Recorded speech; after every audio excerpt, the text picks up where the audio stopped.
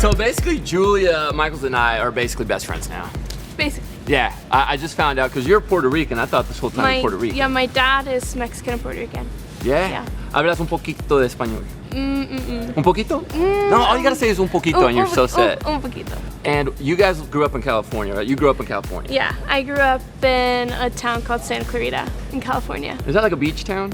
No, it's like the suburb of all suburbs, basically. So what'd you grow up doing? Because weren't you from like Iowa or something? Born in Iowa, and then raised in LA. Your dad was like, let's get out of Iowa. Yeah, we need to see more people of our kind, and let's go to California. Yeah, pretty much. And what'd you do growing up?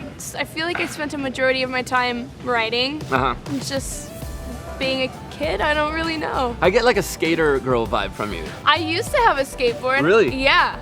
I have a longboard now. I like to look like I'm really fast, but I'm not. I'm super wuss when it comes to speed. Yeah. And I love your tattoos, by the way. Oh, thanks so much. You have a bunch of cool tattoos. I have a lot. Which one's your favorite? I know you get asked this all the time, but. My favorite is probably this one. What's that? It's a triangle? It's a symbol for perception. So it's got 2 triangles and 3 circles, but nothing's fully formed. But the brain perceives it as whole, even though it's not. That's like a deep tattoo. Yeah, it's pretty deep. You and your dad have the same tattoo, don't you? We do. We have golden snitches together. What's that mean? We're just big Harry Potter fans. When I was a kid, the screenings would always come out around the same time as my birthday. Yeah. So we would always go and see them together. Actually, Fantastic Beasts comes out on November 16th. And my birthday's 3 days before, so we're gonna like wear our robes and like go see it together. You're gonna go have fun like that? We're really nerdy. Yeah, my dad's like my best friend. So your dad is your best friend? Yeah, oh yeah. So does he go everywhere with you? He doesn't go everywhere with me, but because I get really lonely on tour sometimes, we've figured out a way, like if I can't be with him, then he comes to see me. So he came to Houston last time when we played with Maroon, and we had this whole family reunion, and he came to Barcelona with me.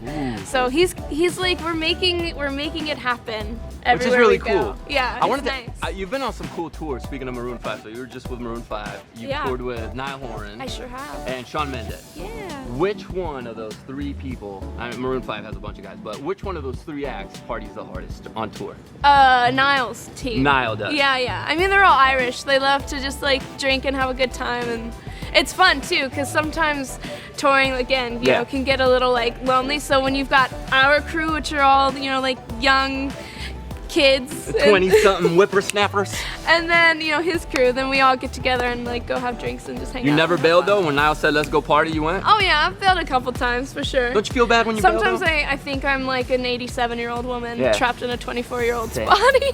Same, except for the 24 woman part. There's a lot of kids out there that want to do what you do, or they want to be an artist or an actor or a writer. What was it that you think made you have that big break? Because a lot of them say it's not going to happen for me, I can't do it. I think it was sort of like right place, right time for me. I think everybody's way of getting into the music industry is very different. Yeah. I started as a demo singer. I would sing for other people, and just that's sort of how I got into the door of writing, and then I started writing with other people and then singing my demos. It gives you confidence when you do the demos, right? I think it's fun when it's not your song to sort of play a part. You have to find its own situation, like its own character. I don't know if you're single or not, or if you're seeing somebody right now, but if you're going into a relationship, what's one thing that your significant other needs to know about you? Like, you got to put up with this or nothing.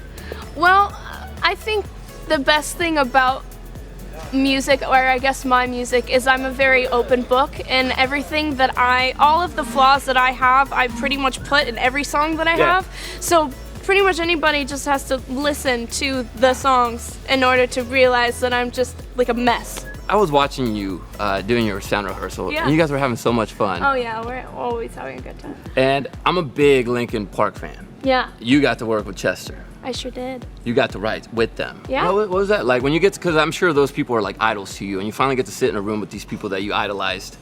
What's it like? It's really awesome. I don't really think about it until I sort of hear them on the microphone, and then once I hear them on the microphone, it's like, oh wow, that's Chester Bennington. But yeah, no, it was a really special day, a really special moment. Yeah. Yeah. We miss him a lot. I love Chester. Definitely. And You're working on new music right now, New music? and you do have a song out right now. If you want to get it, Jump. Jump. I know when she plays that during her show, but I won't tell you. Yeah. Because I heard it and I don't want to tell you when she plays. Did you watch the whole set? Oh, I was watching the whole. Did you not see me dancing? No. I was over here dancing. You were doing all Very much of my. your medley, by the way. If you get a chance to see Julia in concert, go check her out. Because the medley you were doing with all the songs you've written and a little bit of Selena, and I saw a little Sorry in there. Yeah. Had me jumping around. So Yeah, we're excited. I mean, this is gonna be really fun. This Eminem Spotlight series. Yeah. It's gonna be great. And now you got brought out here by M&M'S. I sure did. I got tricked. I thought it was Eminem the rapper, but it's the candy. Nice. How'd you get hooked up with M&M's? So Eminem's does the Spotlight concert series. This is actually their second year doing it, and they're doing this thing where M&M'S Caramels are sort of like all access passes. So they bring a bag of caramel, Like Willy Wonka, M&Ms, kind of? yeah, and then they give VIP passes to the show, which is really cool. So that's they how all you get showed in. up here today. Yeah. And you were putting it on Twitter and stuff. You got to follow your Yeah. favorite artists if you want to find out. Yeah. And dude, there's M&Ms everywhere. Yeah. Can I take some? I mean, that's up to them. I mean, I'm gonna take some. Probably. Yeah, maybe like one or two. Do you have unlimited amount of M&Ms? Possibly. For the rest of your life? Yeah. I mean, yeah. If I were you, I would have a pool of M&Ms. I would love to have a pool of M&Ms. Do you have a pool at your house? I do have a pool. Yeah. Should I just take all the water out and just? that's what I'm saying. But You'll then save a lot I'd of be money. wasting. I'd be wasting them. No, you I'd rather couldn't. have them in my body. Right, and that's They're one. on my body. That's definitely a pool you don't want to pee in, by the way, people. Oh my god.